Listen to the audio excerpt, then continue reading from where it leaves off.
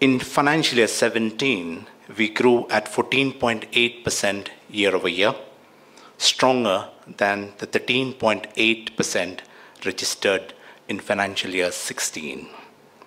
You would recollect in the first half of the year, we had a one-off resulting in a 3.4 billion upside in bottom line. Excluding the one-off, the underlying EBIT, which is earning before interest and taxes, was 67 billion shillings, a 21.6% year-over-year growth. Thanks to the strong trading performance, our underlying net income improved by 18.3% year-over-year, again excluding the 3.4 billion one-off that we spoke about. Free cash flows recorded a 43.3% year-over-year improvement. Voice defied global trends again and continues to grow, offsetting a minor decline that we see in SMS revenues.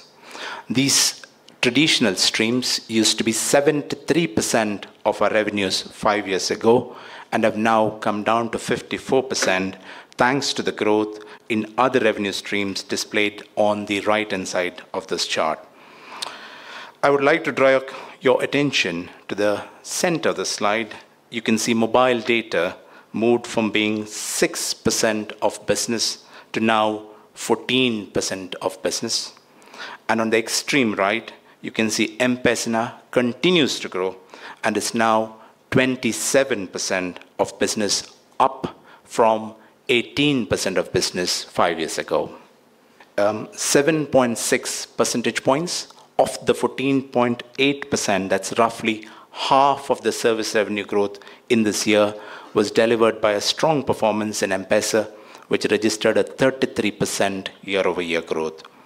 The next largest contributor was mobile data, which contributed 4.6 percentage points of the 14.8%. Mobile data, which is a key element of our growth strategy, continues to grow at a strong rate of 38.5%. You would also notice from the slide that voice revenues registered a 4% year-over-year growth and now represents, as subscriber voice, 43% of our service revenue.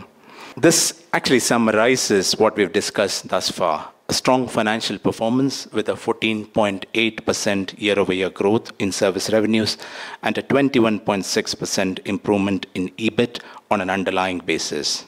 In short, it was a strong performance underpinned by our strategic pillars of putting customer first, offering relevant products, and operational excellence. At the bottom of the slide, in green shades, you can see earnings per share.